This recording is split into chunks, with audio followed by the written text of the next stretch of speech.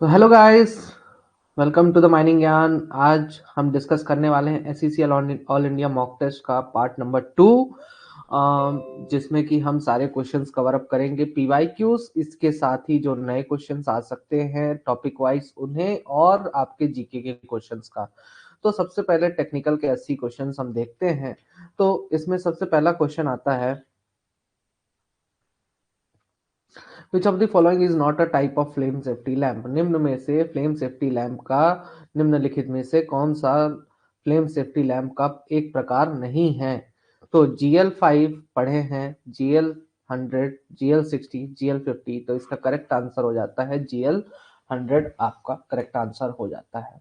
ठीक है, next question पे आते हैं। Which of the following is not related to the water danger plan. Water danger plan में से निम्न में से कौन सी चीज रिलेटेड नहीं है, है ना। तो वाटर डेंजर प्लान में निम्न में से कौन सी चीज नहीं शो करते हैं? नाला, river, lake, water pond and water course, drainage, या फिर कोई भी other water body, stone dust barrier, या फिर हर एक डाइक फॉल्ट और जियोलॉजिकल डिस्टरबेंसेस का जो है पोजीशन, इसी के साथ ही हाईएस्ट फ्लड लेवल उस एरिया का। तो ये सारी चीजें तो वाटर डेंजर प्लान में शो की जाती हैं। स्टोन डस्ट बैरियर की लोकेशन जो है तो नहीं शो की जाती है उसमें, ये जरूरी नहीं होता है। नेक्स्ट क्वेश्चन है, no locomotive shall be used where the gradient of the track exceeds. जब ट्रैक का ग्रेडियंट इससे अधिक हो जाता है तो लोकोमोटिव का इस्तेमाल नहीं करना है। तो उस केस में आपका आंसर हो जाता है 1/15 से अधिक ग्रेडियंट होने पर लोकोमोटिव का अंडरग्राउंड माइंस में इस्तेमाल नहीं किया जाता है।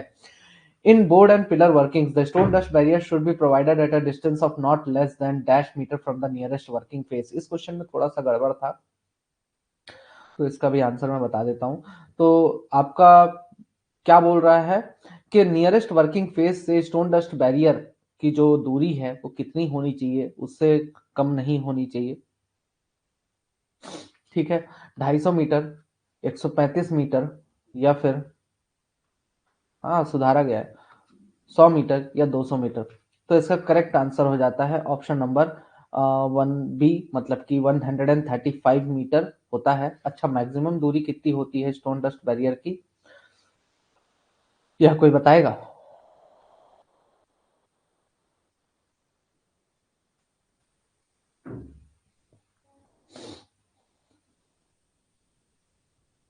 ये देखिए, यहाँ पे आपका बुक में दिया हुआ था कि आपका जो बोर्ड एंड पिलर वर्किंग होता है, बोर्ड एंड पिलर वर्किंग में बोर्ड एंड पिलर वर्किंग में 135 मीटर से कम नहीं होने चाहिए। ठीक है, एंड 365 मीटर से दूर नहीं होना चाहिए। ठीक है, जो फारदेस्ट पॉइंट है वो 365 मीटर है। ठीक है, लॉन्ग वॉल वर्किंग में 45 से 100 मीटर के, 110 मीटर के रेंज में होता है, जो सबसे नियरेस्ट पॉइंट होता है फेस का। ठीक है, उसके 45 से 110 मीटर के बीच में होता है। ठीक है, तो इन चीजों को याद रखिएगा, ये सारी चीजें आपका डिटेल में दिया हुआ है। चलिए आगे का क्वेश्चन देखते हैं। Every fence erected on the surface should be examined once at least every। अच्छा, जितने भी फेंसिंग्स आप इरेक्ट करते हैं सरफेस में, उनका एग्जामिनेशन कितने समय में एक बार होना चाहिए? तो उनका एग्जामिनेशन 7 दिन में एक बार होना चाहिए। ठीक है, नेक्स्ट क्वेश्चन फेंसिंग्स का जो है क्वेश्चन है ये। The dust in-charge can act as the sampling in-charge where the mine has an average monthly output of less than. अच्छा, डस्ट इंचार्ज सैम्पलिंग इंचार्ज के रूप में भी काम कर सकता है, दोनों ही पोस्ट को एक साथ संभाल सकता है। अगर माइंस का जो मंथली आउटपुट है वो इतने टन से कम है, तो कितने टन से कम होने पर? 5,000 टन से कम अगर माइंस का मंथली आउटपुट है, तो उस केस में डस्ट इंचार्ज जो है तो एज अ सैम्पलिंग इंचार्ज भी काम करेगा, दोनों ही पोस्ट एक साथ संभालेगा। Which of the following is not a purpose of boreholes in mines. Mines में बोरहोल्स का निम्न में से कौन सा पर्पस नहीं है? ठीक है, तो अगर आपको देखे, बोरहोल्स मतलब सरफेस से जो बोरहोल्स आप ड्रिल करते हो, तो बोरहोल्स ड्रिल करने का मेन मकसद क्या होता है? तो सबसे पहले तो फॉल्ट पता करना कि कितने एंगल पे आपका फॉल्ट है। ठीक है, दूसरा आपका होता है अंडरग्राउंड माइन वर्किंग में वेंटिलेशन प्रोवाइड कराने के लिए भी कभी कभार बोरहोल्स वगैरह ड्रिल किए जाते हैं। ठीक है, या फिर जो भी रॉक या मिनरल आपको ब्लास्ट करना होता है उसके बारे में जानकारी लेने के लिए किया जाता है, या फिर रॉक और मिनरल को ब्लास्ट करने के लिए बोरहोल्स भी ड्रिल किए जाते हैं। तो आपका basically strength of a drill machine की पावर पता करने के लिए बोरहोल्स ड्रिल नहीं किए जाते हैं। तो इसका करेक्ट आंसर हो जाता है to know the strength of a drill machine. ये पर्पस नहीं है बोरहोल्स ड्रिल करने का।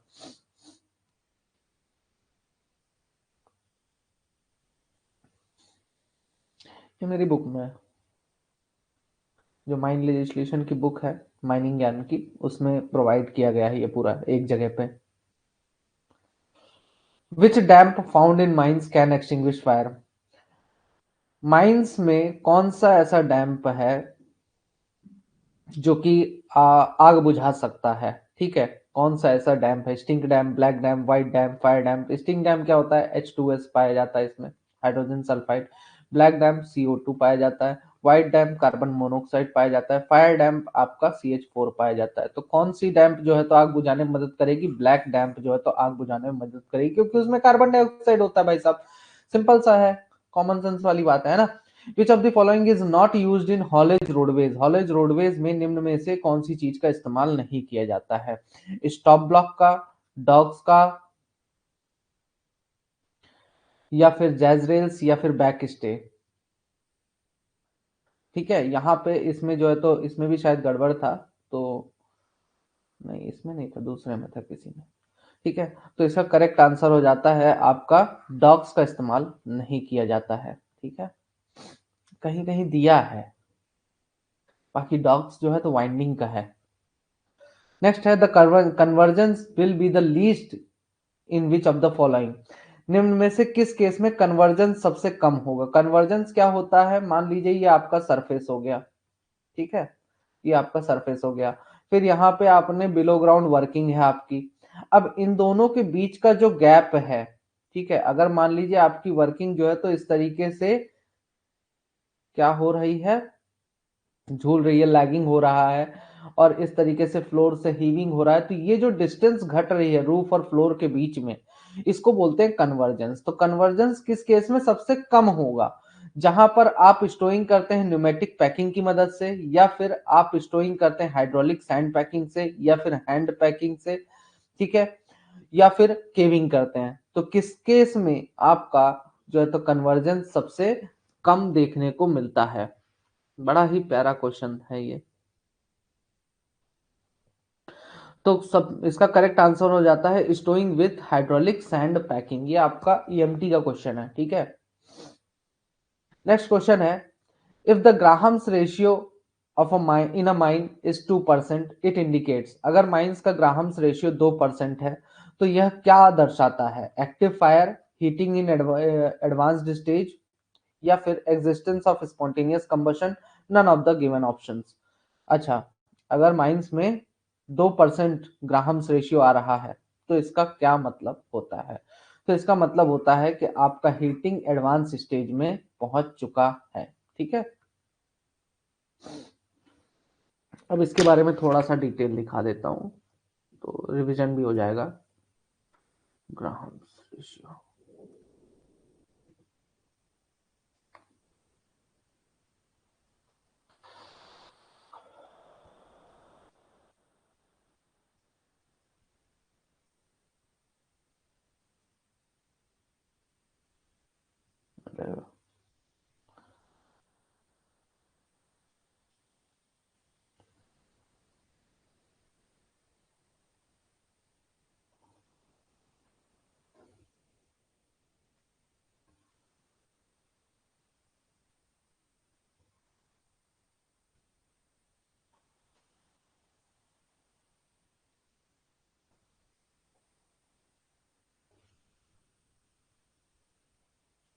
छोड़िए,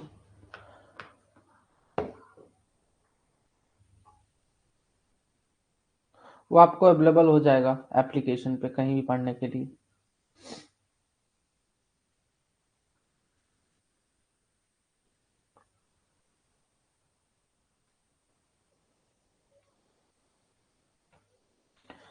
चलिए नेक्स्ट क्वेश्चन पर आते हैं। Hydrogen sulphide is known as, hydrogen sulphide किस नाम से जाना जाता है? तो इसका सिंपल सा क्वेश्चन था, ये स्टिंक डैम के नाम से जाना जाता है क्योंकि बदबू मारता है वो। ठीक है, नेक्स्ट क्वेश्चन की तरफ बढ़ते हैं। आपका नेक्स्ट क्वेश्चन है the helmet should be supplied free of charge at intervals not exceeding. अच्छा, हेलमेट देना है किसी को तो फ्री में देना है, ठीक है, लेकिन वो समय जो है तो 3 साल से अधिक का नहीं होना चाहिए। ठीक है, नेक्स्ट क्वेश्चन है the signal wires in haulage roadways should not be energised at more than. Signal wires का जो वोल्टेज है उसमें कितना वोल्टेज होना चाहिए, इससे अधिक वोल्टेज नहीं होना चाहिए।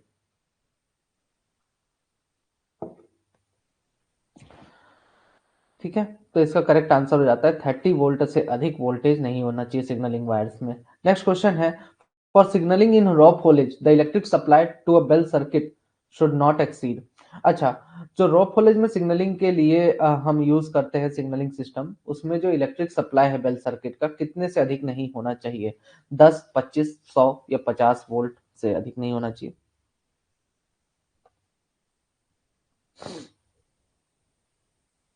तो इसका करेक्ट आंसर हो जाता है option number B is the right answer, 25 volt से अधिक नहीं होना चाहिए। Which of the following is not a roof support, निम्न में से कौन सा रूफ सपोर्ट नहीं है? रूफ बोल्ट,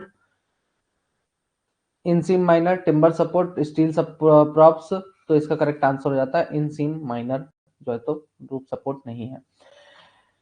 फ्रीजिंग मेथड जो साफ सिंकिंग का है, ठीक है, इसमें कौन सा चीज को सर्कुलेट किया जाता है? HNO3, HCl, NaCl, CaCl2, किस चीज को सर्कुलेट किया जाता है? जो फ्रीजिंग मेथड है शार्प सिंकिंग का, उसमें किस चीज को सर्कुलेट किया जाता है? तो इसका करेक्ट आंसर हो जाता है, कुछ नहीं है यार, CaCl2 बिल्कुल पूछेगा, बिल्कुल पूछेगा। इतना तो TCS अगर ले रहा है पेपर तो मान के चलो पेपर बहुत टफ आने वाला है ना। और एनुअल रिपोर्ट वगैरह तो बहुत अच्छे से पढ़ के जाइएगा क्योंकि उसमें से क्वेश्चन आएंगे अच्छे खासे। एनुअल रिपोर्ट का कल एक क्वेश्चन गलत हो गया था जिसमें कि आपका मैंने सब्सिडरी बाय मिस्टेक, उसके लिए सॉरी, 4 सब्सिडरीज बता दी थी जो कि MCL का है। SECL के पास मात्र कितनी सब्सिडरीज हैं? 2 ही सब्सिडरीज हैं SECL के पास, और CCL के पास जो है तो एक सब्सिडरी है। ठीक है, तो उसको करेक्ट कर लीजिएगा, मैंने करेक्ट कर दिया था। Which of the following is not a parameter of rock mass rating, निम्न में से रॉक मास रेटिंग का पैरामीटर कौन सा नहीं है? Joint spacing, bulk density, joint condition या ग्राउंड वाटर कंडीशन। तो यहाँ पर रॉक मास रेटिंग का कौन सा कंडीशन नहीं है? आपका बल्क डेंसिटी कंडीशन नहीं है। CIL में टोटल 11 सब्सिडरी है। HEMM का बताऊंगा यार, ठंडी बहुत है। The protective footwear should be supplied free of charge at intervals not exceeding. Protective footwear free of charge कितने समय में सप्लाई किया जाना चाहिए? ठीक है, तो इसका करेक्ट आंसर हो जाता है हर 6 महीने में। PPE से भी क्वेश्चन आ रहे हैं आपके। विच of the following is not a dangerous occurrence, निम्न में से कौन सा डेंजरस अकरेंस नहीं है? अगर एक्सप्लोसिव के कारण कोई एक्सीडेंट होता है या मशीन खड़ी है तो वो एक डेंजरस अकरेंस है क्या? या एक्सप्लोजन हुआ कहीं, इग्निशन हो गया किसी चीज का, या फिर इन्फ्लेमेबल या फिर नॉक्सियस गैसेस के कारण जो है तो आपका जो है तो डेंजरस अकरेंस होता है कि नहीं? ठीक है, तो मशीन अगर चुपचाप खड़ी है तो उससे क्या ही नुकसान होगा, तो ये एक प्रकार का डेंजरस अकरेंस नहीं है। ठीक है, वो correct answer option number B. Air velocity can be measured using, air velocity किसका इस्तेमाल करके मेजर किया जा सकता है? Hygrometer, anemometer, barometer, kata thermometer. तो इसका इस्तेमाल किसके लिए द्वारा किया जाता है एयर वेलोसिटी का मेजरमेंट? एनीमोमीटर के द्वारा एयर वेलोसिटी का मेजरमेंट किया जाता है। Protective roofing is provided and maintained at, protective roofing कहाँ पे मेंटेन किया जाता है? शाफ्ट के एंट्रेंस में, bottom of the shaft, top of the shaft, winding engine room में। ठीक है, तो इसका करेक्ट आंसर हो जाता है, अरे तो ऑप्शन में वेलोमीटर कहाँ है जी?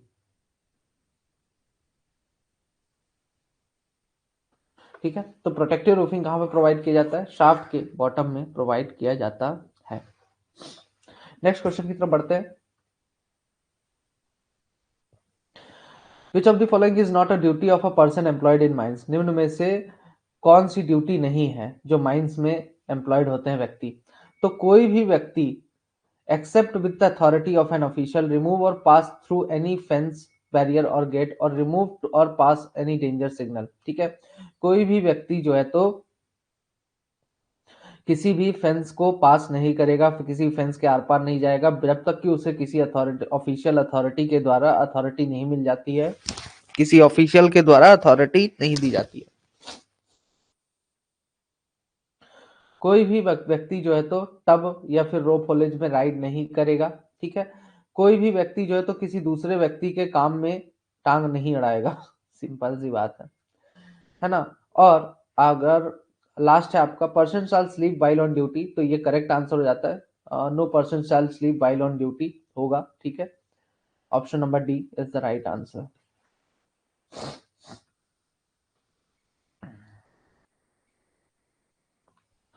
Methane monitor should be placed along the main pipeline in the return airway at the interval of। Methane monitor जो है तो पाइपलाइन के along फिट किया जाता है। ठीक है, रिटर्न एयरवे में। ठीक है, कितने कितने इंटरवल्स में मीथेन मॉनिटर किसमें पाइपलाइन में फिट कर रहे हैं। ठीक है,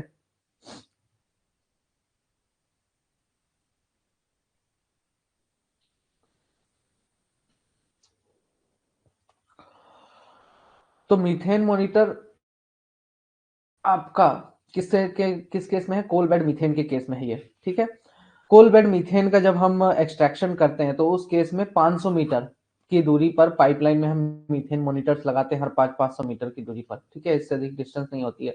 the winding rope should not make an angle more than dash degrees with the plane of the sheave और पुली। बेसिकली फ्लीट एंगल पूछ रहा है तो फ्लीट एंगल हमेशा 1.5 डिग्री का होता है, 1.5 डिग्रीज का होता है।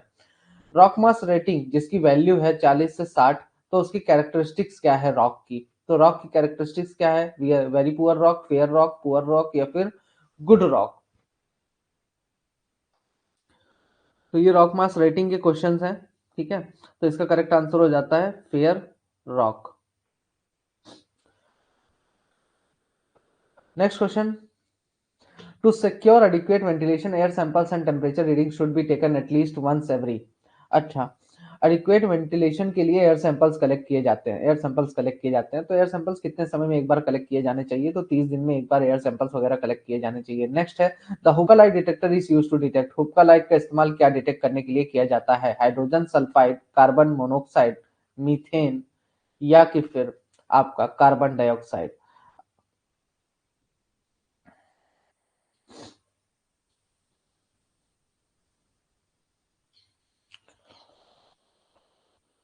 तो इसका करेक्ट आंसर हो जाता है हुक्का लाइट किसको डिटेक्ट करने के लिए किया जाता है, कार्बन मोनोऑक्साइड को डिटेक्ट करने के लिए किया जाता है। अच्छा, ये बताइए हुक्का लाइट किन केमिकल से मिलके बनता है।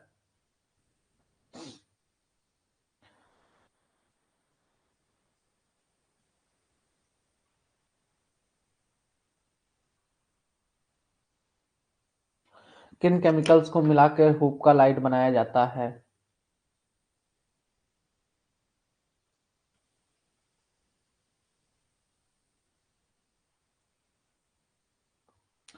चलिए इसके बारे में थोड़ा सा मैं आपको जानकारी दे देता हूँ।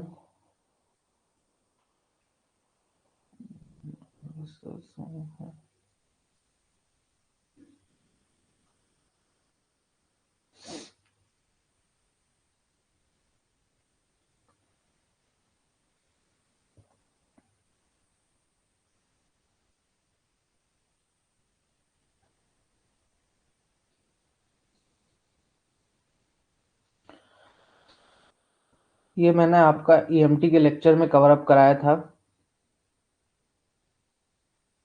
ये देखिए हुक्का लाइट, दो चीजें होती हैं, दो ट्यूब्स होते हैं अलग अलग, एक होता है हुक्का लाइट, एक होता है हुलामाइट।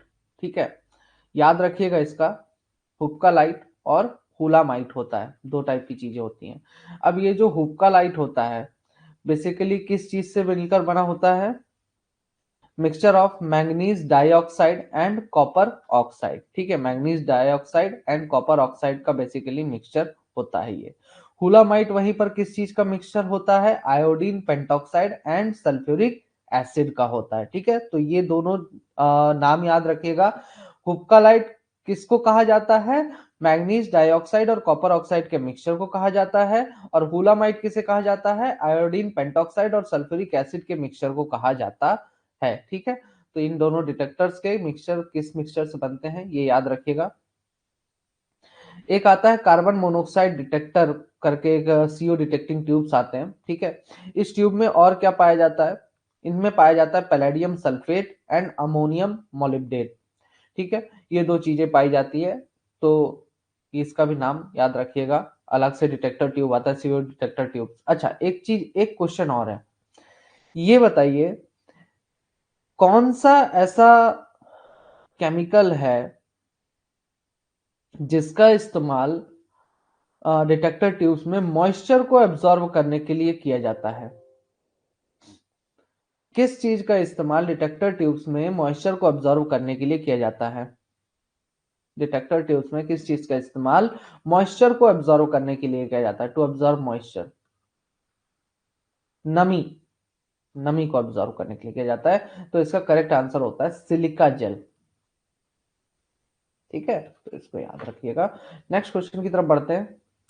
विच of the following is not a rope haulage? निम्न में से कौन सा रोप होलेज नहीं है? Which of the following is not a rope haulage? Direct rope haulage, gathering haulage, या फिर ग्रेविटी रोप होलेज, या फिर एंडलेस रोप होलेज? तो इसका करेक्ट आंसर हो जाता है गैदरिंग होलेज। अच्छा, ये गैदरिंग आर्म्स जो है, ये बताइए किस मशीन का पार्ट है? गैदरिंग आर्म्स हमने पढ़ा है, किस मशीन का पार्ट है? गैदरिंग आर्म्स करके एक चीज हमने पढ़ी थी, वो बताइए किस मशीन में पढ़ा था आपने, किस मशीन का पार्ट है?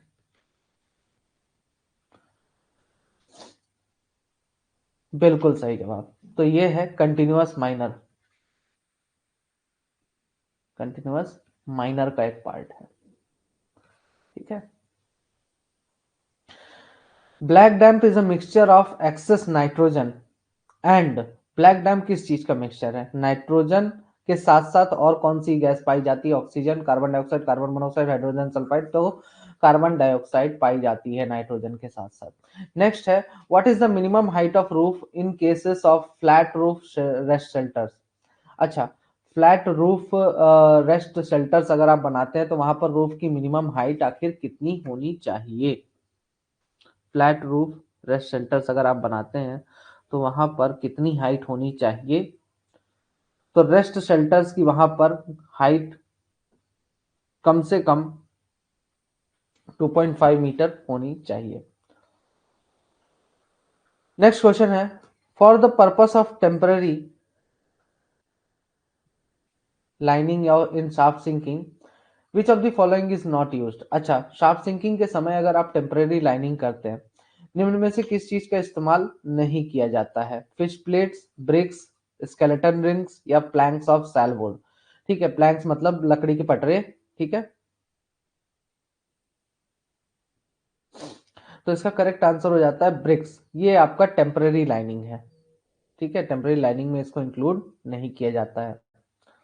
नेक्स्ट है, which of the following are not the title subjected, subtitle और subjects included in the overman's daily report? Overman's की डेली रिपोर्ट में निम्न में से कौन सा टाइटल या सब्जेक्ट इंक्लूडेड नहीं रहता है? सेफ्टी के जो मटेरियल्स हैं वो, कितना क्वांटिटी एक्सप्लोसिव यूज किया है वो, या फिर डेंजर जो भी ऑब्जर्व करता है वो, या फिर जो प्लेस ऑफ इंस्पेक्शन है वो। तो बेसिकली एक्सप्लोसिव कितना क्वांटिटी में यूज होता है वो उसके डेली रिपोर्ट में नहीं होता है, ये बेसिकली शॉर्ट फायर का रहता है। ठीक है, नेक्स्ट क्वेश्चन है, eye disease due to insufficient light is called? पर्याप्त लाइट ना होने के कारण जो बीमारी, जो आंखों की बीमारी होती है उसको क्या कहा जाता है? सिलिकोसिस, निस्टैग्मस, एस्बेस्टोसिस, या फिर सिडरोसिस? तो इसका करेक्ट आंसर हो जाता है निस्टैग्मस। ठीक है, ऑप्शन नंबर बी करेक्ट है आपका। नेक्स्ट है, the bucket or other means of conveyance is provided with a detaching hook when the depth of the sinking shaft exceeds? देखिए, शाफ्ट सिंकिंग के केस में अगर शाफ्ट की डेप्थ कितने से अधिक होने पर आपको डिटैचिंग हुक प्रोवाइड कराना है। शाफ्ट सिंकिंग अगर आप कहीं पर कर रहे हैं तो शाफ्ट की डेप्थ कितने से अधिक हो जाने पर आपको क्या प्रोवाइड कराना है? डिटैचिंग हुक प्रोवाइड कराना है, तो इसका करेक्ट आंसर हो जाता है 45 मीटर से अधिक गहराई होने पर आपको डिटैचिंग हुक प्रोवाइड कराना है। अच्छा, गाइड रोप्स कितने पर प्रोवाइड कराते हैं? कितने मीटर होने पर गाइड रोप्स प्रोवाइड कराया जाता है?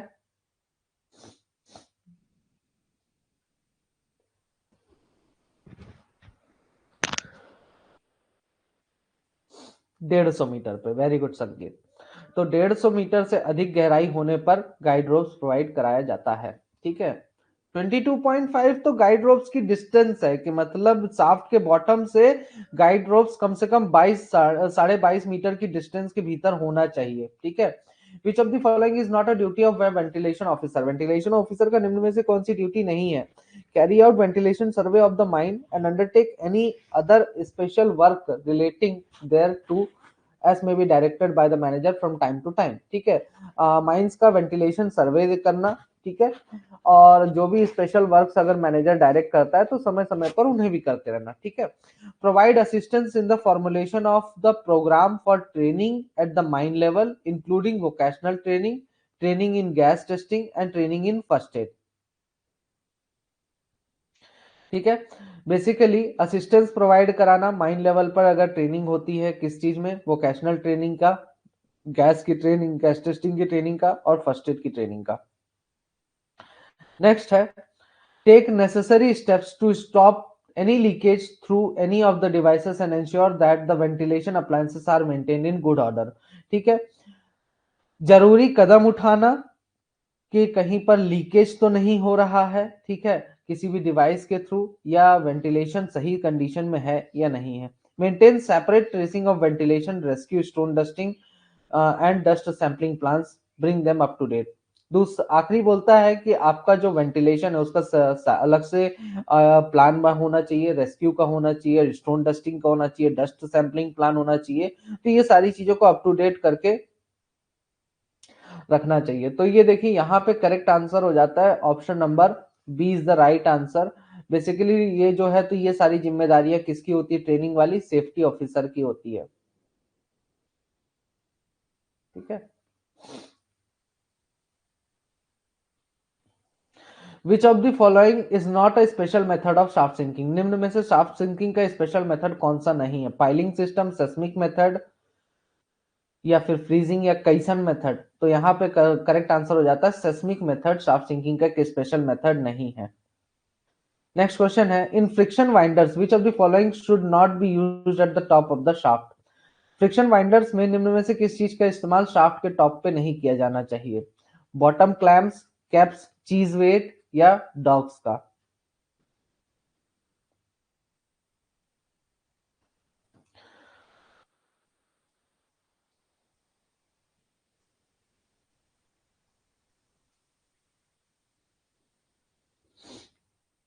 बताए। शाफ्ट के टॉप पे, शाफ्ट के टॉप पे रेगुलेशन के अनुसार आपका शाफ्ट के टॉप पे कौन सा यूज नहीं होता? कैप्स का इस्तेमाल नहीं होता है। ठीक है। फ्रिक्शन वाइंडर के केस में कैप्स का इस्तेमाल शाफ्ट के टॉप पे नहीं किया जाता है। A telephonic communication should be provided in a system of haulage roadways below ground when the distance becomes more than।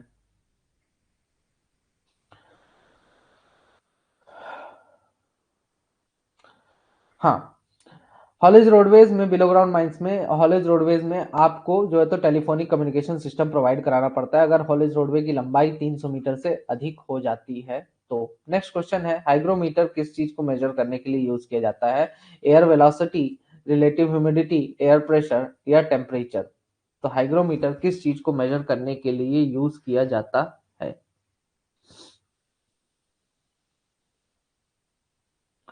Hygrometer का इस्तेमाल रिलेटिव ह्यूमिडिटी मेजर करने के लिए किया जाता है। नेक्स्ट क्वेश्चन है which of the following is disease is not caused by dust? निम्न में से कौन सी डिसीज डस्ट के कारण नहीं होती है? Silicosis, nystagmus, asbestosis, siderosis? तो डस्ट के कारण निस्टैग्मस नामक बीमारी नहीं होती है। निस्टैग्मस क्या होता है? कम लाइट के कारण, जैसा कि अभी ऊपर हमने क्वेश्चन देखा था, उसके कारण ये बीमारी होती है। नेक्स्ट क्वेश्चन है which of the following is not a duty of safety officer? निम्न में से सेफ्टी ऑफिसर की ड्यूटी कौन सी नहीं है? ऑर्गेनाइज सेफ्टी वीक बिल्कुल है। ठीक है। Advise the manager on day to day problems of ventilation, gas, coal dust, spontaneous heating, बिल्कुल ये नहीं है इसकी ड्यूटी। ठीक है, सेफ्टी ऑफिसर की। बाकी सेफ्टी ऑफिसर की ड्यूटी है कि भाई सेफ्टी वीक ऑर्गेनाइज करे, इसके साथ ही सेफ्टी क्लासेस ले, सेफ्टी टॉक्स करे, लेक्चर्स प्रोवाइड करे, सुपरवाइजरी स्टाफ को जितने भी प्रकार के एक्सीडेंट है उनका इन्वेस्टिगेशन करे। ठीक है, इवन की माइनर एक्सीडेंट्स भी अगर होते हैं तो उन सभी का इन्वेस्टिगेशन करने की जिम्मेदारी इसकी होती है। जो स्टैटिक प्रेशर है और वेलोसिटी प्रेशर है, इन दोनों को अगर प्लस किया जाता है, सम किया जाता है, तो इसका मतलब प्लस करते हैं तो इसका सम क्या होगा? Absolute pressure, total pressure, gauge pressure या फिर एटमॉस्फेरिक प्रेशर? तो इसका करेक्ट आंसर हो जाता है टोटल प्रेशर होता है। Static pressure plus velocity pressure is equals to total pressure. Static pressure plus velocity pressure is equals to total pressure. ठीक है, नेक्स्ट है सेफ्टी मैनेजमेंट प्लान में क्या नहीं होता है? Defined mine safety and health policy of the company, inappropriate process of for identification of the hazards and assessment of the risk, how the mine or mines intend to develop capabilities to achieve the policy, and details of involvement of mine workers in its development and application। अच्छा, तो यहाँ पर inappropriate processes नहीं होता है, इसलिए option number B इसका correct हो जाता है। ठीक है, inappropriate, कल यहाँ पर an appropriate था। ठीक है, तो फिर इसको सुधार के inappropriate कर दिया मैंने। ठीक है,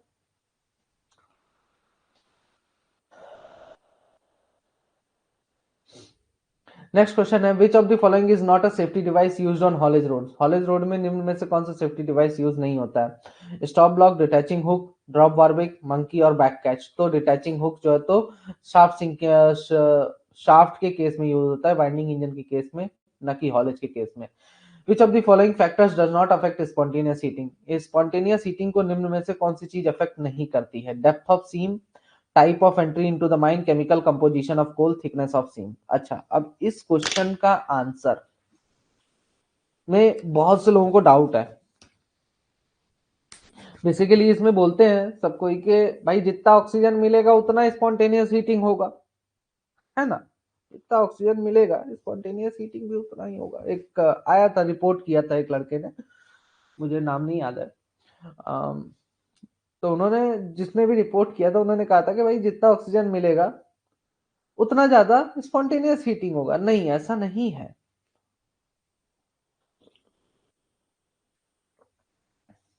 स्पॉन्टेनियस हीटिंग मतलब कौन सी गैस निकलती है, बताएंगे जरा?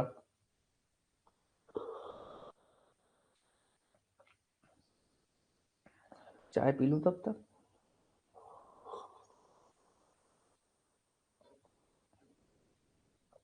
क्या बात है आदित्य, बहुत बढ़िया बहुत बढ़िया, शाबाश बेटे। Carbon monoxide.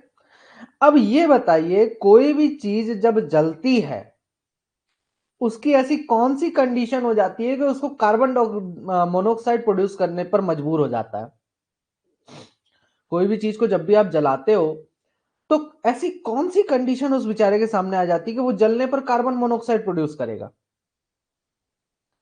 Carbon dioxide produce करना चाहिए ना जलने पे तो, लेकिन कार्बन मोनोऑक्साइड क्यों प्रोड्यूस करेगा? बिल्कुल सही, लेस ऑक्सीजन। तो स्पॉन्टेनियस हीटिंग क्या होता है? कार्बन मोनोऑक्साइड प्रोड्यूस होना। अगर ऑक्सीजन कम होगा तभी तो वहां पर क्या होगा? स्पॉन्टेनियस हीटिंग होगा, है ना? अब यहां पे तो ढेर सारा ऑक्सीजन है, किस प्रकार की एंट्री है उससे क्या लेना देना आपका? आप अगर कॉन्सेप्ट यहाँ पे बिड़ाते हो कि भाई ढेर सारा ऑक्सीजन दे रहे हैं, अरे ऐसा थोड़ी होता है। ढेर सारा ऑक्सीजन दे दिए तो कार्बन मोनोऑक्साइड भी ज्यादा होगा? नहीं, जब ऑक्सीजन की कमी होती है तब कार्बन मोनोऑक्साइड जनरेट होता है और उसी को हम बोलते हैं स्पॉन्टेनियस हीटिंग। पहली कंडीशन ये है, first condition less oxygen. Spontaneous heating को क्लियर रखिए दिमाग में। लेस ऑक्सीजन क्या है? पहली कंडीशन है। दूसरी कंडीशन स्पॉन्टेनियस हीटिंग की कि टेम्परेचर, उसे कहीं ना कहीं टेम्परेचर मिलना चाहिए, गर्मी मिलनी चाहिए, तब जाके वो धीरे धीरे ऑक्सीडेशन की प्रोसेस करता है। कोयला, अगर वहां पर ठंडा हम रखें कोयले को तो वो बिल्कुल कभी भी स्पॉन्टेनियस हीटिंग नहीं करेगा। अगर हम कोल पिलर्स को ठंडा रखें वो स्पॉन्टेनियस हीटिंग नहीं करेंगे, ठीक है, पर्याप्त ऑक्सीजन दे रहे हैं उसको, बढ़िया हवा चल रही है, ठंडा है, तो वो क्यों करेगा स्पॉन्टेनियस हीटिंग? कंडीशन ऐसी जनरेट हो जाती है, दो ही कंडीशन सेटिस्फाई अगर कर देंगे तो स्पॉन्टेनियस हीटिंग हो जाना है माइंस में, ठीक है। नेक्स्ट क्वेश्चन है, which of the following stopping is not constructed to seal a fire area? Fire area को सील करने के लिए कौन सा स्टॉपिंग नहीं बनाया जाता है? Preparatory stopping, ventilation stopping, emergency stopping, permanent stopping. तो वेंटिलेशन स्टॉपिंग जो है तो फायर एरिया को सील करने के लिए नहीं बनाया जाता है।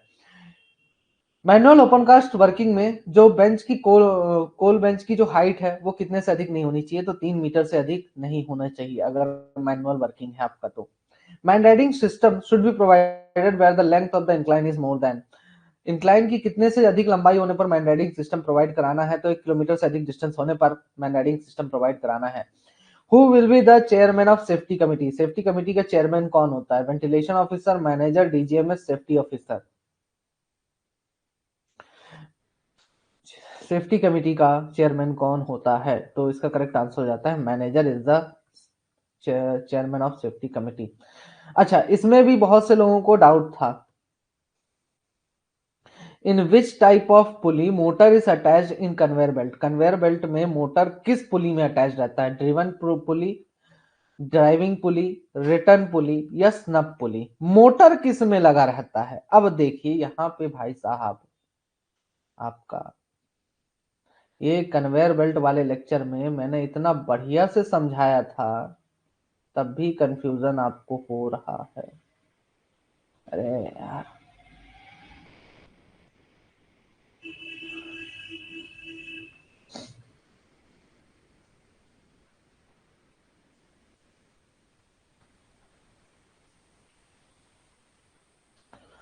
कन्वेयर बेल्ट सिस्टम,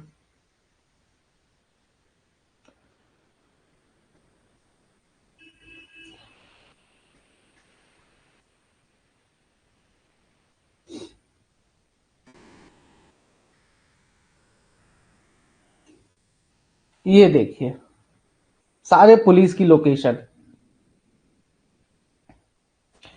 ये आपका कन्वेयर बेल्ट अरेंजमेंट है जिसमें कि एंडलेस बेल्ट लगा होता है, एक होता है इधर साइड रिटर्न पुली, एक होता है आपका हेड ड्राइव पुली या फिर ड्राइव पुली, ड्राइविंग पुली, ठीक है। तो इसमें लगा होता है मोटर, ये होता है घुमाने के लिए, ठीक है, इसको, इस पुली को घुमाने के लिए मोटर लगा है, ये अपने आप घूमता है, ये अपने आप घूमता है, ठीक है। इसके 3 नाम है, ड्राइविंग पुली, हेड पुली, हेड ड्राइव पुली या फिर आपका मेन पुली, मेन पुली भी कहा जाता है इसको, ठीक है, नाम याद रखिएगा। और ये जो रिटर्न पुली है इसे टेल पुली भी कहा जाता है, रिटर्न पुली भी कहा जाता है या फिर ड्रिवन पुली भी कहा जाता है। क्या? ड्रिवन, क्योंकि ये देखिए दोनों में अंतर समझिएगा, एक है ड्राइविंग, जो मान लीजिए आप कार में बैठे हो अपने दोस्त के साथ एंजॉय कर रहे हो, ठीक है, दोस्त आपका कार लाया है, वो कार चला रहा है, तो आपका दोस्त क्या कर रहा है? ड्राइविंग, वो चला रहा है उस कार को, ठीक है। कार क्या है? कार आपका पुली का काम कर रहा है, कार को ऐसे इमेजिन करिए, कार एक पुली है और आपका जो दोस्त है, जो आपका दोस्त है वो क्या है? वो आपका मोटर है, ठीक है। तो कार को कार को जो चला रहा है, ठीक है, कौन चला रहा है? आपका दोस्त चला रहा है, ठीक है। तो वो क्या कर रहा है? ड्राइव कर रहा है, ड्राइविंग, ठीक है। और किसको चला रहा है? किसको चला रहा है? कार को चला रहा है, ठीक है। तो बेसिकली आप वहां पर क्या हो? साथ में तो आप भी चल रहे हो, ऐसा तो नहीं है कि कार में आप बैठे हो तो आप पीछे छूटे जा रहे हो, ठीक है, वो कार चला रहा है तो नहीं, आप भी साथ में उसी के चले जा रहे हो ना, ठीक। तो ये क्या हो जाता है? ड्रिवन हो गया, ठीक है। अब इसको थोड़ा, अब इंग्लिश में उतना नहीं जाएंगे, मैं बस एक जस्ट एग्जांपल दे रहा हूं, बाकी ये भी गलत ही हो जाएगा अगर डिटेल में इंग्लिश में घुसेंगे तो, है ना। एग्जाम्पल, अच्छा इसका बेस्ट एग्जाम्पल ना वो हो सकता है ट्रैक्टर के, ट्रैक्टर जो है ये ड्राइविंग हो जाता है, जो कि पूरे के पूरे चलता है, ठीक है, जिसमें कि इंजन लगा रहता है। ट्रैक्टर का जो इंजन वाला पोर्शन होता है वो क्या करता है, इंजन वाला जो पोर्शन होता है वो ड्राइविंग करता है, लेकिन ट्रैक्टर के पीछे जो ट्रॉली होती है, जो ट्रॉली होती है वो ड्रिवन है, वो ट्रैक्टर के साथ साथ चली जा रही है, अपने आप चली जा रही है, ठीक है।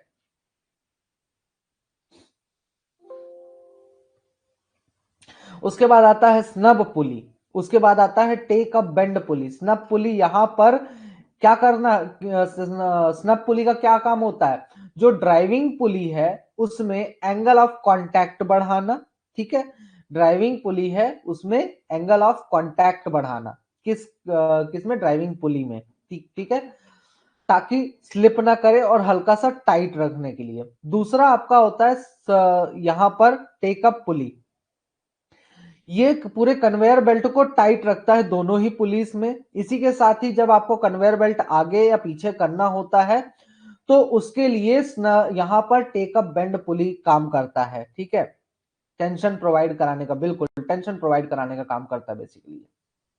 और कुछ एक्स्ट्रा लेंथ अपने पास कन्वेयर बेल्ट रखता है ताकि उसको जब भी बढ़ाना हो, आगे बढ़ाना होता है तो ये प्रोवाइड करा देता है वहां से, ठीक है।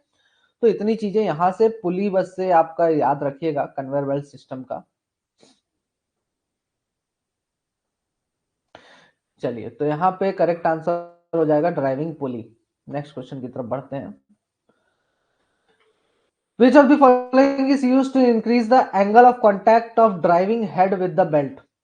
ठीक है, ड्राइविंग हेड जो होता है आपके कन्वेयर बेल्ट सिस्टम में, उसका एंगल ऑफ कांटेक्ट बेल्ट के साथ बढ़ाने के लिए किस चीज का इस्तेमाल किया जाता है, टेकअप बेंड पुली, स्नप पुली, इंपैक्ट आइडलर या फिर टेकअप पुली। तो यहाँ पर किसका इस्तेमाल किया जाता है, स्नप पुली का इस्तेमाल किया जाता है। नेक्स्ट है a group of individuals verified by district magistrate for doing operation in a mine on contract basis is known as. अच्छा, डिस्ट्रिक्ट मजिस्ट्रेट के द्वारा अगर किसी भी ग्रुप ऑफ इंडिविजुअल्स को, किसी भी एक पर्टिकुलर दोस्तों के ग्रुप को जो है तो क्या बोल दिया गया, कॉन्ट्रैक्ट बेसिस पे बोल दिया गया कि आप जाके माइनिंग ऑपरेशन कर सकते हो, तो उसे क्या कहा जाएगा, ये बेसिकली डेफिनेशन से क्वेश्चन है, तो कॉन्ट्रैक्टर कहा जाता है उसको, ठीक है। नेक्स्ट क्वेश्चन की तरफ बढ़ते हैं। Which among the following will not be designed by designer as per CMR 2017? CMR 2017 के अनुसार निम्न में से कौन सी चीज डिजाइन नहीं की जाएगी डिजाइनर के द्वारा, machinery, office building, plant, substance related to mine.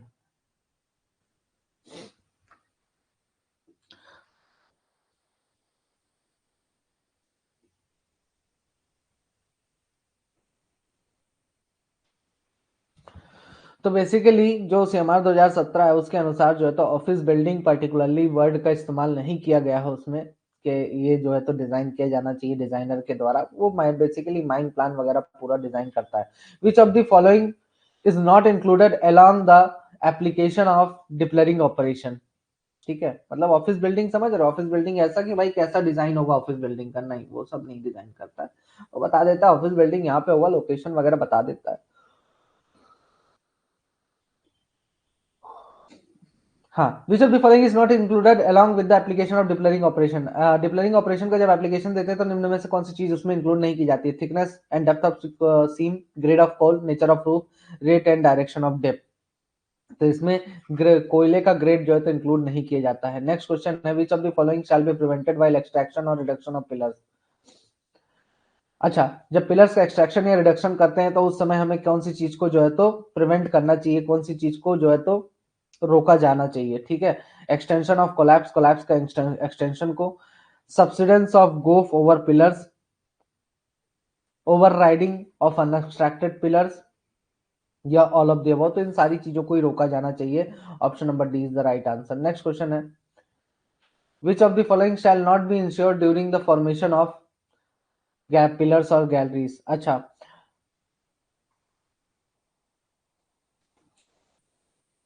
Pillars और गैलरीज का जब फॉर्मेशन किया जाता है तो निम्न में से कौन सी चीज इंश्योर नहीं की जाती है, stability after extraction, stability during formation, stability during extraction, stability between formation and extraction, ठीक है।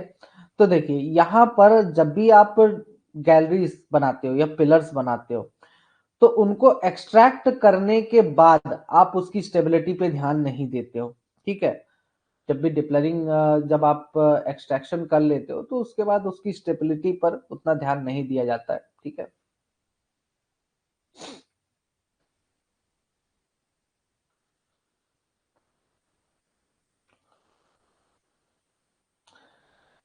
नेक्स्ट है what shall be the maximum width of gallery in a seam. किसी भी सीम में गैलरी की मैक्सिमम विड्थ कितनी होती है, तो 4.8 मीटर होती है, ठीक है। Plans and sections shall be maintain corrected up to date which is not earlier than. Plans and sections कितने समय में अपडेट होने चाहिए, 3-3 महीने में अपडेट होने चाहिए। नेक्स्ट क्वेश्चन पे बढ़ते हैं। Which of the following shall be relative with survey of India national grid. अच्छा, सर्वे ऑफ इंडिया का नेशनल ग्रिड जो है उससे कौन सी चीज रिलेटेड होनी चाहिए, जितने भी रेफरेंस स्टेशन है सरफेस पर वो सारे के सारे, अंडरग्राउंड रेफरेंस पॉइंट जितने भी हैं वो सारे के सारे, हर एक वर्किंग की करेक्ट पोजीशन। तो यहाँ पर करेक्ट आंसर हो जाता है ऑल ऑफ द अबव। जो आपका इंडिया सर्वे ऑफ इंडिया का नेशनल ग्रिड है उससे ये सारे रेफरेंस पॉइंट्स, वर्किंग से करेक्ट पोजीशंस वगैरह सब कुछ जो है तो रिलेटेड होने चाहिए, इसके रेस्पेक्ट में बने होने चाहिए, ठीक है। अच्छा, सेकेंड और थर्ड डिग्री की सीम में कोई भी व्यक्ति क्या अपने साथ लेकर जाएगा, safety belt, self rescuer, safety net, या फिर ऑल ऑफ दी अबव, ये सारी ही चीजें लेकर जाएगा। तो क्या लेकर जाएगा, सेल्फ रेस्क्यूअर अपने साथ लेकर जाएगा। In which of the following conditions owner and agent और manager shall not replace the self rescuer as per the provisions of number 2017। हाँ, निम्न में से किस कंडीशन में ओनर, एजेंट और मैनेजर जो है सेल्फ रेस्क्यूअर को रिप्लेस नहीं करेंगे, ठीक है। It is if it is accidentally damage during use, अगर इस्तेमाल करते समय वो गलती से डैमेज हो गया। अगर वो सर्विसिएबल हो गया, सर्विसिएबल मतलब अगर वो यूज करने लायक हो गया है तो यार यूज करने लायक हो गया है तो क्यों ही उसको रिजेक्ट करेगा, इनके द्वारा होगा रिजेक्ट, ठीक है। तो ऑप्शन नंबर बी करेक्ट है आपका यहाँ पे। नेक्स्ट क्वेश्चन है which of the following places below ground shall be effectively white wash. अच्छा, अंडरग्राउंड में कौन सी ऐसी जगह है जिनको इफेक्टिवली व्हाइट वॉश करना है, shaft inset, shaft bottom, siding and bypass, ठीक है, top and bottom of haulage roadway, regular stopping और कपलिंग और डिकपलिंग प्लेसेस, ट्रेवलिंग रोडवेज, या फिर ऑल ऑफ दी अबव। तो इसका करेक्ट आंसर हो जाता है ऑल ऑफ दी अबव। इन सभी जगह पर आपको क्या करना है, इफेक्टिवली व्हाइट वॉश करना है। अच्छा, अब इसमें किसको डाउट था, which of the following places below ground is not required to be effectively white wash. अच्छा, निम्न में से कौन सी ऐसी जगह है बिलो ग्राउंड में जिसको इफेक्टिवली व्हाइट वॉश नहीं करना है। अब इसमें ना रिपोर्ट आया था क्वेश्चन में, बट मैंने रिजेक्ट कर दिया है। फर्स्ट एड स्टेशन जो भी बिलो ग्राउंड है वो, फेस के 100 मीटर के भीतर, मोटर या फिर ऑपरेटर्स रूम, या इनमें से कोई नहीं। तो इफेक्टिवली व्हाइट वॉश किसे नहीं करना है, ठीक है। आपका रेगुलेशन में भी, रेगुलेशन में भी एक्सेप्ट 100 मीटर, एक्सेप्ट 100 मीटर लिखा है ना, कि 100 मीटर के अलावा आप कर सकते हैं व्हाइट वॉशिंग। फेस से 100 मीटर के भीतर के अलावा आप कर सकते हैं व्हाइट वॉशिंग, ठीक है।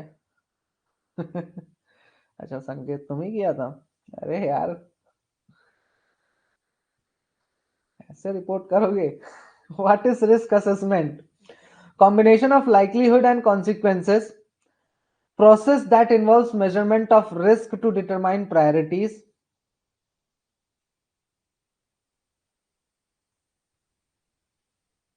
implementation of strategies to prevent hazards, overall description of the steps taken to manage risk।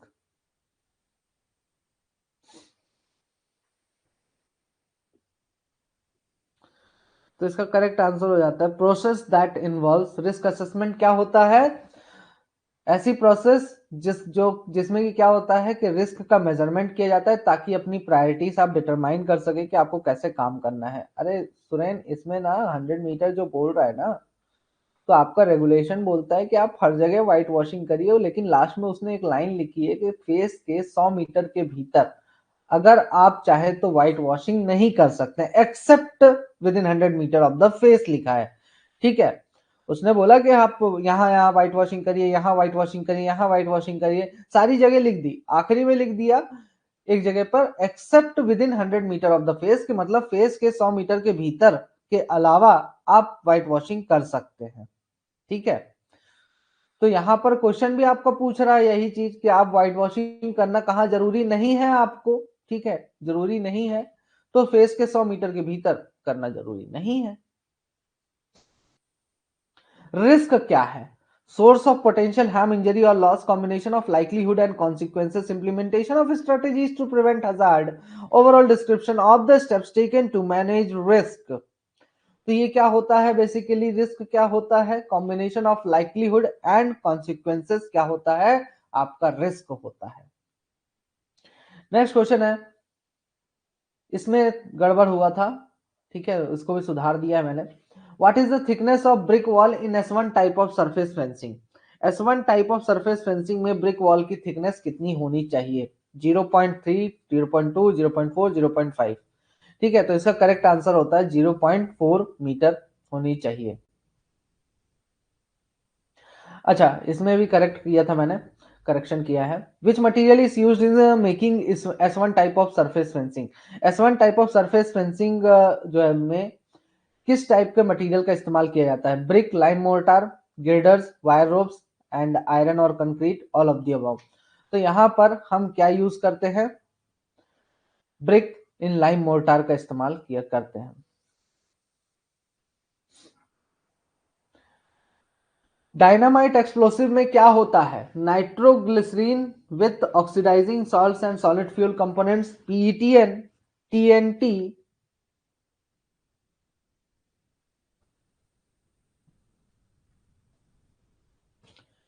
या फिर ऑल ऑफ दी अबव। तो इसका करेक्ट आंसर होता है डायनामाइट में ऑल ऑफ दी अबव, ये सारी ही चीजें होती हैं। अच्छा, नेक्स्ट क्वेश्चन की तरफ बढ़ते हैं। Siderosis, siderosis caused due to inhalation of, siderosis क्या इनहेल करने के कारण हुआ है? सिडरोसिस नामक बीमारी क्या इनहेल करने के कारण होती है? बॉक्साइट डस्ट, आयरन और dust, limestone dust, pyrite dust. तो सिडरोसिस नामक बीमारी जो है तो आयरन और डस्ट इनहेल करने के कारण होती है। Which is the most practical method of dealing with problems due to hard and massive roof in a Diplering panel? ये वाला थोड़ा सुधारा गया था, ठीक है। डिप्लरिंग पैनल में सबसे प्रैक्टिकल मेथड क्या है कि आपको हार्ड और मैसिव रूफ से डील करना है ना। अगर कहीं पर बहुत ही हार्ड और बहुत बड़ी रूफ मिल जाती है डिप्लरिंग पैनल में, तो उससे डील करने के लिए हम कौन सा बेसिक प्रैक्टिकल मेथड अपनाते हैं?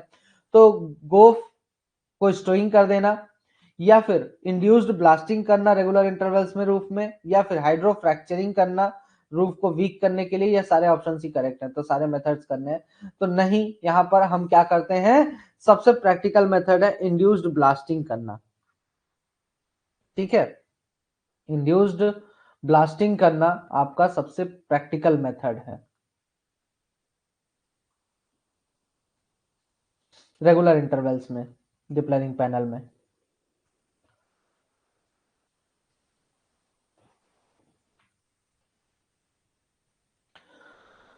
वो अलग मैटर है, वो अलग मैटर है। वहां पे अगर स्टोइंग का केस आता है तो उसके लिए होता है।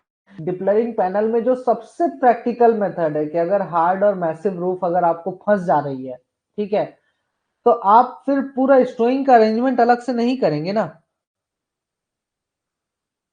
स्टोइंग का अलग से पूरा अरेंजमेंट करने नहीं बैठेंगे अगर आप नहीं कर रहे हो स्टोइंग का काम डिप्लरिंग पैन। अगर आप स्टोइंग कर रहे हो तो आपको हार्ड और मैसिव रूफ से लेना ही क्या देना, लेना क्या है, कोई मतलब नहीं है फिर तो। आ रही बात समझ में? अगर आप स्टोइंग कर रहे हो, डिप्लरिंग कर रहे हो, स्टोइंग कर रहे हो, तो उससे क्या लेना देना हार्ड और मैसिव रूप से। अच्छा, इस क्वेश्चन में बहुत लोग कंफ्यूज हुए थे। पॉल कमिटी रिपोर्ट जो है, ठीक है, कि 4.5 मीटर की वाइड गैलरी है और उसका आरएमआर है 50 कोल का, ठीक है, तो बोल्ट की लेंथ कितनी होगी पॉल कमिटी रिपोर्ट के अनुसार? अब यहां पे सब लोग अलग अलग बुद्धि लगाए हैं, ठीक है, कि आरएमआर दे दिया है, गैलरी की चौड़ाई दे दी है, तो भाई ये बोल्ट का लेंथ तो अलग होगा नहीं भाई साहब, पॉल वो कंफ्यूज करने के लिए दिया है।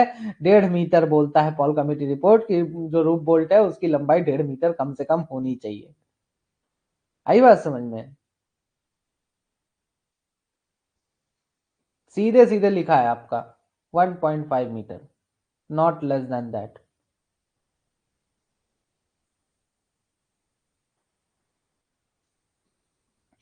चलिए नेक्स्ट क्वेश्चन पर आते हैं।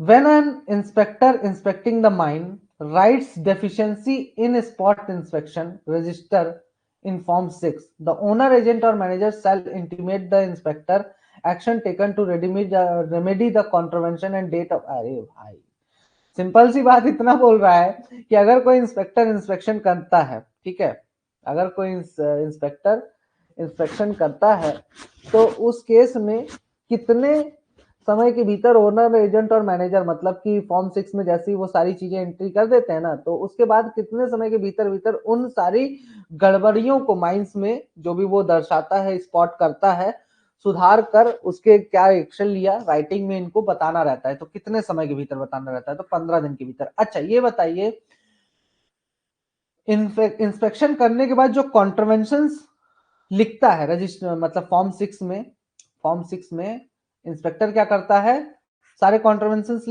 की एंट्री कर देता है। तो कितने समय के भीतर उसे नोटिस बोर्ड पे लगा देना है? नोटिस बोर्ड पर कितने समय के भीतर लगाया जाएगा उसे?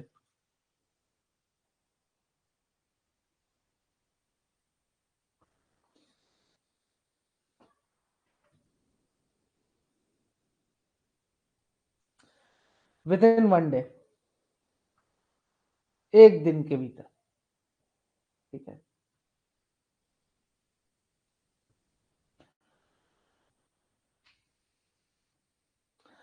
अच्छा, 4.8 मीटर की वाइड गैलरी है, जो number of leggings cross bar में आपको प्रोवाइड कराना है वो कितने प्रोवाइड कराएंगे? अब 1 मीटर पर एक लैगिंग, ठीक है, 1 मीटर पर एक लैगिंग हो जाएगा, ठीक। तो यहां पर हमें 5 लैगिंग टोटल प्रोवाइड कराने पड़ जाएंगे, ठीक है। अच्छा नेक्स्ट है स्लोप स्टेबिलिटी रडार, किस काम आता है? Helps to maintain flattest pit wall slope for safety. Flattest pit wall का स्लोप को सेफ्टी पर्पज से मेंटेन करने के लिए किया जाता है स्लोप स्टेबिलिटी रडार का इस्तेमाल। It is use to monitor slope of pit walls in large open cast mines, बड़ी ओपन कास्ट माइंस में जो स्लोप होता है पिट वॉल्स का उनको मॉनिटर करने के लिए इसका इस्तेमाल किया जाता है। ये एक स्मॉल हैंडहेल्ड इंस्ट्रूमेंट है जो कि 1 kg से कम वजन नापने के लिए यूज किया जाता है। इसमें नाइट विजन फैसिलिटी भी होती है, ठीक है। तो ये लार्ज ओपन कास्ट माइंस में जो है तो बेंचेस का स्लोप मॉनिटर करने के लिए किया जाता है इसका इस्तेमाल, ठीक है। Implementation of safety management plan shell be the responsibility of. Safety management plan implement हो माइंस में ये किसकी जिम्मेदारी होती है? मैनेजर की, या फिर सिर्फ मैनेजर की, या फिर ओनर एजेंट और मैनेजर तीनों की, या फिर मैनेजर और एजेंट की, या मैनेजर इंजीनियर की? तो इन तीनों की ही जिम्मेदारी होती है, ठीक है। नेक्स्ट क्वेश्चन की तरफ बढ़ते हैं। The distance between centers of adjacent pillars at a depth of 130 meter from the surface where gallery width is 4.2 meter shall not be less than। अच्छा, अब यहां पे दो पिलर्स के बीच का डिस्टेंस, सेंटर्स के बीच का डिस्टेंस जो है तो कितना होना चाहिए, ठीक है। अगर 130 मीटर की गहराई पर वो आपके पिलर्स हैं, कितने गहराई पर हैं पिलर्स आपके? 30 मीटर की गहराई पर आपके पिलर्स हैं, तो इनके बीच का डिस्टेंस कितना होना चाहिए? अब देखिए यहाँ पे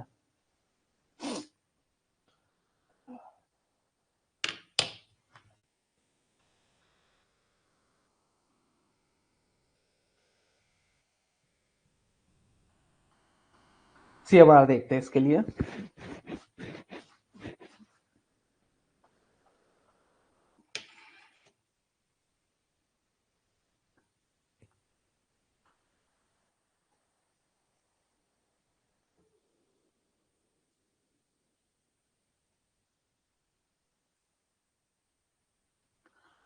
ये देखिए आपका CMR में दिया हुआ है, ठीक है।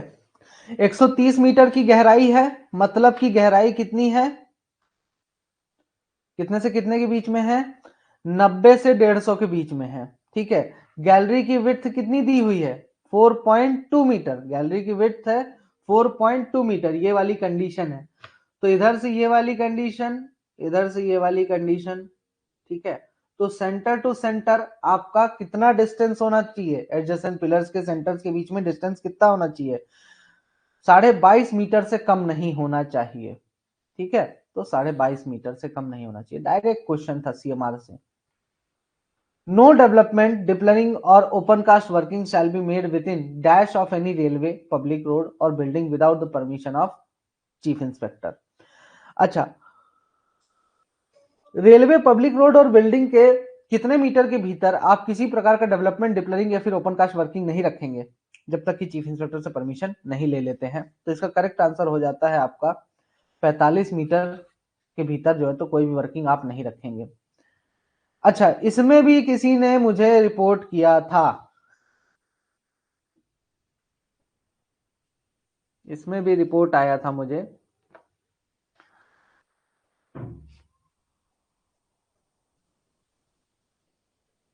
अब उनका क्या कहना था मुझे उतना समझ में तो नहीं आया, ठीक है। While doing anchorage testing, what percentage of roof bolts shall undergo destructive testing? अच्छा, एंकरेज टेस्टिंग करते समय कितने परसेंटेज ऑफ रूफ बोल्ट्स का डिस्ट्रक्टिव टेस्टिंग होगा। अब उनका ये कहना था, शायद तक जो मुझे समझ में आया, उनका डाउट ये था तो सर 10% आप बोलते हो एंकरेज टेस्टिंग, ठीक है। तो उन्होंने बताया, मुझे नियम बताया कि 10% एंकरेज टेस्टिंग अगर आप चाहे तो कर सकते हैं, इसके अलावा आप इन 10% में से 1% क्या करेंगे, डिस्ट्रक्टिव टेस्टिंग करेंगे। तो मैं भी तो वही पूछ रहा हूं प्रभु, ठीक है। आपका देखिए, सीधे सीधे मैं सर्कुलर दिखाता हूं आपको,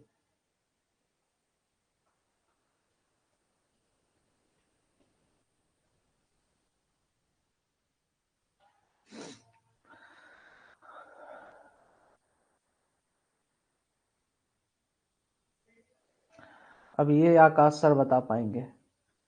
हाँ, यहां पे ये देखिए, सर्कुलर में एक लाइन लिखी है, page number 695, the roof bolt load should be increase smoothly and gradually. जब भी आप एंकरेज टेस्टिंग करेंगे तो जो रूफ बोल्ट पे जो लोड आप डाल रहे हो वो एक मतलब फिक्स तरीके से धीरे धीरे बढ़ाना है। लगभग 9% बोल्ट का टेस्टिंग जो होता है वो डिजाइंड कैपेसिटी पे होता है, ठीक है, जिसे हम बोलते हैं एंकरेज टेस्टिंग, ठीक है। अब एंकरेज टेस्टिंग में ही आता है डिस्ट्रक्टिव टेस्टिंग, जिसमें कि 9% बोल्ट में हमने क्या किया, हमने बोल दिया कि भाई हम एंकरेज 10% बोल्ट का, देखिए सिंपल सी बात ऐसे समझिए, अगर आपसे बोलता है एंकरेज टेस्टिंग कितने परसेंट बोल्ट पे किया जाता है, एंकरेज टेस्टिंग कितने परसेंट बोल्ट्स पर किया जाता है, तो एंकरेज टेस्टिंग कितने परसेंट बोल्ट्स पर किया जाता है, 10%। अब एंकरेज टेस्टिंग दो प्रकार का होता है, एक होता है नॉन डिस्ट्रक्टिव, नॉन डिस्ट्रक्टिव, ठीक है, और एक होता है आपका डिस्ट्रक्टिव। अब अगर क्वेश्चन में कल मान लीजिए, अगर यहां पर क्वेश्चन में मैंने नॉन डिस्ट्रक्टिव लिख दिया होता तब भी आप 1% ही मार के आते, मुझे पता है, इतना मुझे कंफर्म है, ठीक है। तो ये कितना है नॉन डिस्ट्रक्टिव, 9%, और ये डिस्ट्रक्टिव कितना है, 1%। ध्यान से क्वेश्चन पढ़ना, मुझे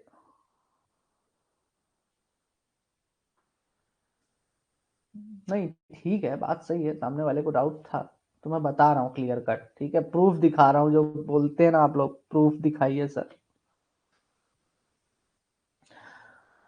What are the places where dust samplers shall be kept for static sampling of mechanized long wall working? Mechanized long wall working में कहां पर डस्ट सैंपलर रखा जाएगा ताकि स्टैटिक सैंपलिंग किया जा सके। 10 meter from the intake end, 10 meter in by of return end. All options.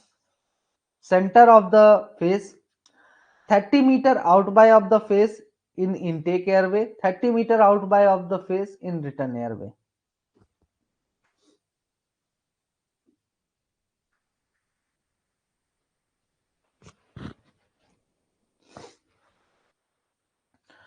तो इसका करेक्ट आंसर हो जाता है, सारे ऑप्शंस करेक्ट हैं। ठीक है, इन सभी जगहों पर स्टैटिक सैंपलिंग करने के लिए 10 सैंपलर को जो है तो लॉन्ग वॉल पैनल में रखा जाता है। अच्छा, नेक्स्ट क्वेश्चन है, which of the following cities is not a district in Chhattisgarh. Chhattisgarh में निम्न में से कौन सा सिटीज नहीं है, डिस्ट्रिक्ट नहीं है। छत्तीसगढ़ का डिस्ट्रिक्ट नहीं है कौन सा भाई साहब? तो चलिए फटाफट देख लेते हैं। तो यहाँ पे है correct answer Kota.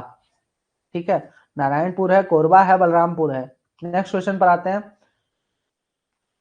Which of the following four districts of CG is the smallest in terms of area? Area के टर्म्स में निम्न में से कौन सा छत्तीसगढ़ का स्टेट जो है चार में से क्या है, सबसे छोटा है? अब देखिए, रिसेंटली ही आपको जो है तो राम सर ने ये चीज पढ़ाई भी है और कुछ लोग गूगल पे सर्च करके मुझे मैसेज भी किए हैं।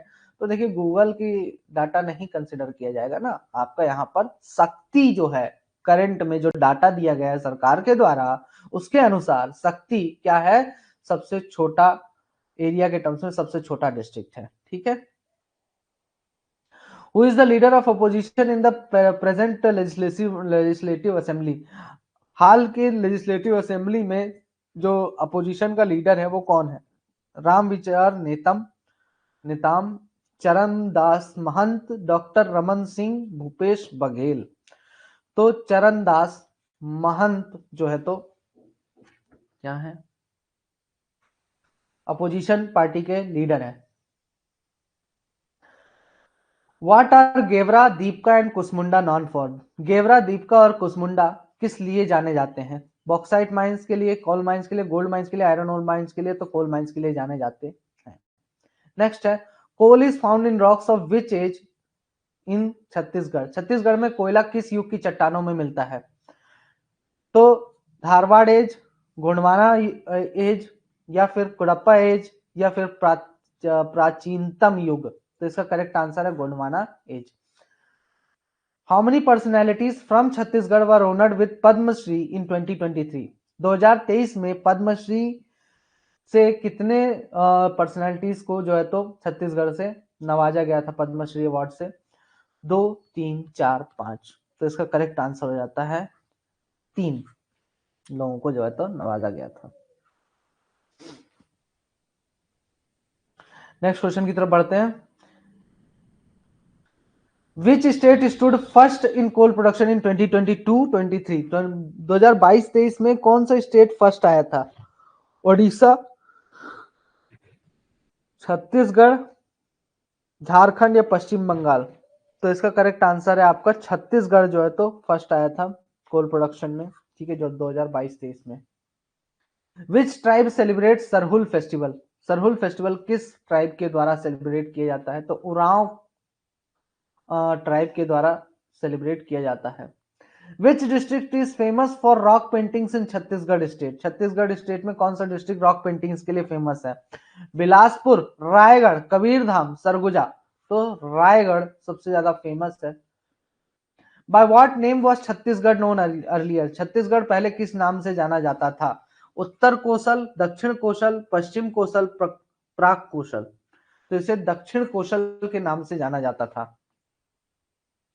नेक्स्ट है, in which district of Chhattisgarh is Ramgiri mentioned in Meghdoot? Meghdoot में वर्णित रामगिरी छत्तीसगढ़ के किस जिले में है? जांजगीर चांपा, सरगुजा, जशपुर, दंतेवाड़ा। तो इसका करेक्ट आंसर है सरगुजा।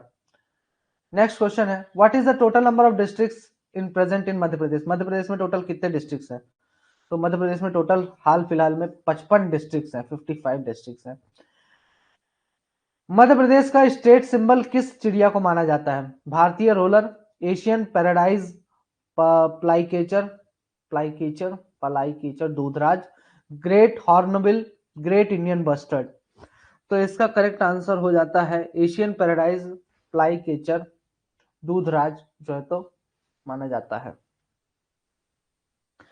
चलिए आगे बढ़ते हैं। एसईसीएल को कितने एरियाज में बांटा गया है, कितने माइनिंग एरियाज में एसईसीएल को बांटा गया है? तो 13 माइनिंग एरियाज में एसईसीएल को बांटा गया है। ठीक है, वो 13 माइनिंग एरियाज आपके कौन कौन से हैं?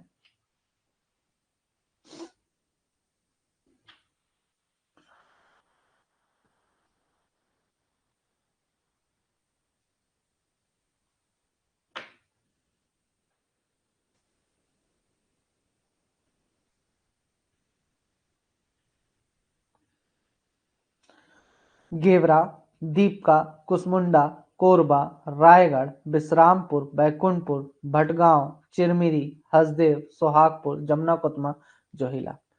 ठीक है, एक चीज तो ये हो गया। दूसरा थोड़ा सा एक सुधार करना था मुझे, थोड़ा कंफर्म किया है मैंने। ठीक है, तो उस हिसाब से आपका अगर क्वेश्चन आता है, मान लीजिए कि पूछ लेता है कि एसईसीएल में कितनी माइंस है, number of mines in SECL. ठीक है, number of mines in SECL, तो एसईसीएल में कितने माइंस हैं, अगर यह क्वेश्चन आ जाता है तो आप क्या टिक करके आएंगे? ठीक है, तो आपको वेबसाइट के में जो है वो नहीं टिक करना है। क्या टिक करना है आपको? 67 माइंस, जो मैंने डाटा आपको एनुअल रिपोर्ट में दिया था। ठीक है, जो डाटा एनुअल रिपोर्ट में आपको ये वाला दिया था, जो सरकार के द्वारा दिया गया है, उसी को कंसिडर करके चलिएगा। मैंने कहा था 65, बट उसके लिए सॉरी। यहाँ पर आपको जो है तो एनुअल रिपोर्ट के डाटा को ही मान के चलना है कि कंपनी के पास हाल फिलहाल में 67 माइंस है। 40 माइंस जो है छत्तीसगढ़ में है, एंड 27 माइंस जो है तो आपका मध्य प्रदेश में है। 47 अंडरग्राउंड एंड 20 ओपन कास्ट। ये जो आपका कौन सा रिपोर्ट है? ये आपका एनुअल रिपोर्ट। ठीक है, नहीं यह फाइनल है, एनुअल रिपोर्ट के हिसाब से जो आपका दिया है वो फाइनल है। ठीक है, इसको याद रखिएगा। अच्छा, जो आपका एसईसीएल है वो कितने कोल फील्ड्स में डिवाइडेड है? 3 कोल फील्ड्स में डिवाइडेड है, central India coal field, Korba coal field and Mand Raigarh coal field. ठीक है, तो इतने कोल फील्ड्स में आपका एसईसीएल डिवाइडेड है, तो इसको भी कंसिडर कर लीजिएगा, याद रखिएगा, चीजें याद रखिएगा। ठीक है, जो भी चेंजेस हो रहे हैं मैं बताते जा रहा हूँ। ठीक है, मैन पावर नहीं पूछता है यार। चलिए नेक्स्ट है, हाईवॉल माइनिंग टेक्नोलॉजी एसईसीएल में की किस माइंस में है? Haldibari open cast mines, Sharda open cast mines, Rajnagar open cast mines या बैकुंठपुर ओपन कास्ट माइंस? ठीक है, तो इसका करेक्ट आंसर हो जाता है शारदा ओपन कास्ट माइंस। अच्छा ये बताइए कौन से एरिया में आता है, कौन से एरिया में आता है Sharda open cast mines? Which is the only degree two, ओहो ये क्वेश्चन थोड़ा सा चूक गया। एसईसीएल की एक, अच्छा हाँ है तो second degree, which is the only second degree mines in SECL? SECL में एकमात्र सेकंड डिग्री माइंस कौन सी है? सोहागपुर एरिया में, वेरी गुड। एसईसीएल की एकमात्र डिग्री टू माइंस कौन सी है? कपिल धारा, बहेरा बांध, कुरजा, जमुना कोतमा। ठीक है, तो बहेरा बांध मैंने बहुत बार आप लोगों को बताया भी है कि बहेरा बांध अंडरग्राउंड कोल माइंस जो है तो एकमात्र एसईसीएल की कोल माइंस है, जो कि डिग्री टू कोल माइंस है। और ये किस एरिया में पाई जाती है, यह आप बताइए, किस एरिया में पाई जाती है?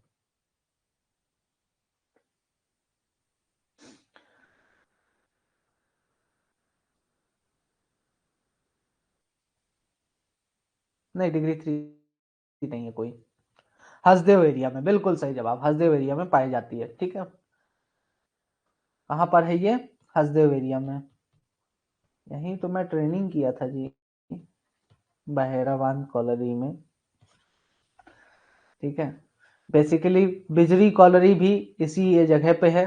ठीक है, बिजरी भी कॉलोनी भी इसी जगह पे, कपिल धारा भी पास में ही है, कुर्जा भी पास में है। ये सब हसदेव एरिया के माइंस हैं, बिजरी में रहते थे हम लोग। चलो, where is the mine rescue station center of SCCL situated to impart initial training for rescue and recovery work? SECL का माइंड रेस्क्यू स्टेशन कहां पर है? चिरमिरी में है? अरे रे रे रे रे, डीसी राय, नाम ना याद दिलाओ। Chirmiri, Manendragarh, Baikunthpur, Korba.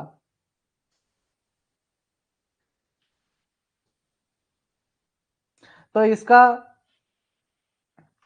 Mind rescue station जो है सेंटर एसईसीएल का कहां पर है? मनेन्द्रगढ़ में है। मनेन्द्रगढ़ की एक खास बात है, पनीर रोल बहुत ही तगड़ा मिलता है। ठीक है, अभी जाके ट्राई करिएगा। Which web application is used by SECL for generating online referrals to outside hospitals for SECL employees?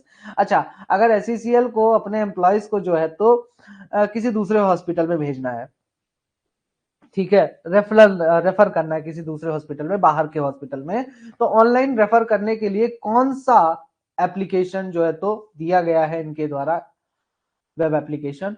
अंश, चिरायु, पूर्ति या विधिक? तो इसका करेक्ट आंसर हो जाता है चिरायु। ठीक है, नेक्स्ट क्वेश्चन है, विच is the web app developed for DGMS for annual mine safety analysis? DGMS के लिए माइन सेफ्टी एनालिसिस करने के लिए, एनुअल माइन सेफ्टी एनालिसिस करने के लिए डीजीएमएस के लिए कौन सा वेब ऐप डेवलप किया गया है? अंश, समीक्षा या फिर विजिलेंस और विधिक? तो इसका करेक्ट आंसर हो जाता है समीक्षा। नेक्स्ट क्वेश्चन है, डॉक्टर पीएस मिश्रा के द्वारा कौन सा मिशन लॉन्च किया गया था ह्यूमन रिसोर्स के डेवलपमेंट के लिए? विधिक, नचिकेता, विजिलेंस या शक्ति? तो इसका करेक्ट आंसर है नचिकेता। ये सारी चीजें मैंने आपको एनुअल रिपोर्ट में डिस्कस करके बताई थी। ठीक है, अगर आपको थोड़ा सा भी याद हो या आपने पढ़ा हो मन लगा के, तो ये सारी चीजें आपको वहां पर मिल जाएंगी एनुअल रिपोर्ट में।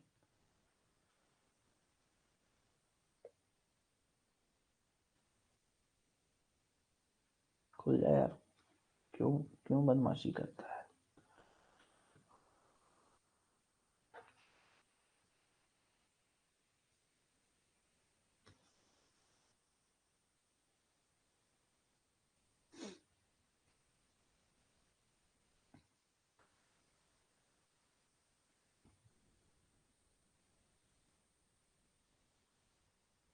कहाँ गया?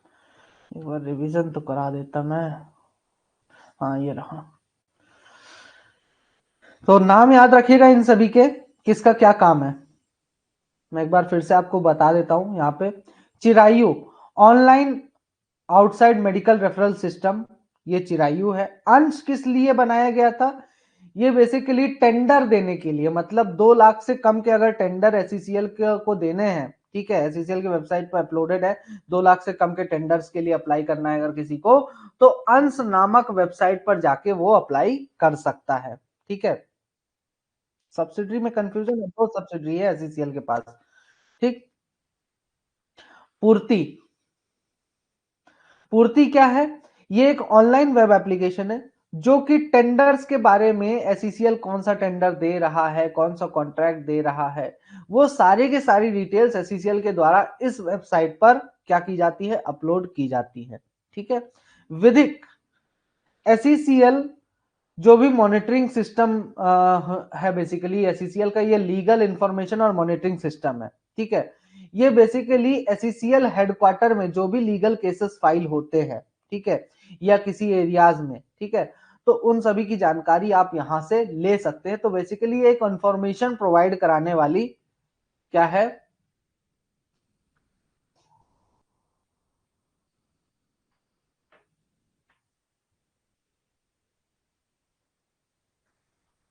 11 subsidiary, CIL 11 subsidiary, CIL 11 subsidiary, अभी तो 2 दिन पहले ही बताया हूं मैं। विजिलेंस, विजिलेंस पोर्टल, ये विजिलेंस डिपार्टमेंट के द्वारा यूज किया जाता है। ठीक है, कि जो अवेयरनेस वीक होता है सीसीएल के एम्प्लॉयज का, उसका vigilance week, vigilance awareness week का जो एक्टिविटीज होती है, जो भी इवेंट्स कंडक्ट होते हैं, तो वो सारी डिटेल्स यहाँ पर अपलोड होती है। समीक्षा, डीजीएमएस के लिए एनुअल माइन सेफ्टी एनालिसिस के लिए ये बेसिकली वेब पोर्टल बनाया गया था। ठीक है, नहीं आएगी।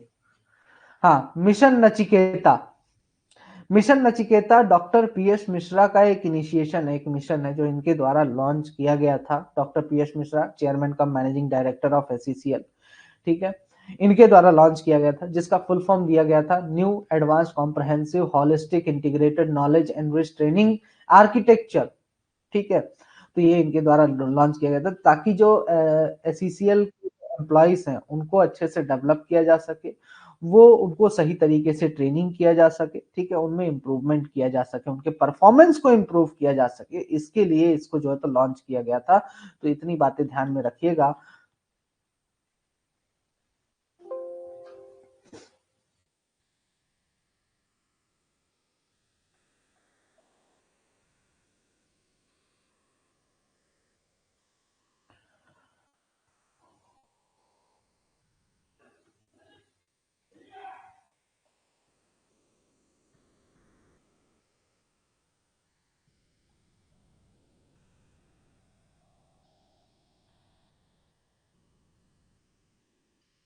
हाँ, एससीसीएल की दो सब्सिडीज है, Chhattisgarh east railway limited and Chhattisgarh east west railway limited, joint venture companies हैं सीईडब्ल्यूआरएल में, मतलब कि Chhattisgarh east west railway limited की जॉइंट वेंचर कंपनीज भी है, मतलब कि इसका कहीं ना कहीं शेयर है, ठीक है, किसी और कंपनी में भी इन्वेस्ट किया है। तो वो कौन कौन सी है? तो एक तो एससीसीएल में भी इसका कुछ ना कुछ है, ठीक है, उसके साथ ही इरकॉन इंटरनेशनल लिमिटेड में भी इसका शेयर है, इसके साथ ही Chhattisgarh state industrial development corporation limited में है, ठीक है। तो ये सीईडब्ल्यूआरएल की जॉइंट वेंचर कंपनीज हैं, और ये जो दो ठो है ये एसईसीएल की सब्सिडरीज हैं, ठीक है।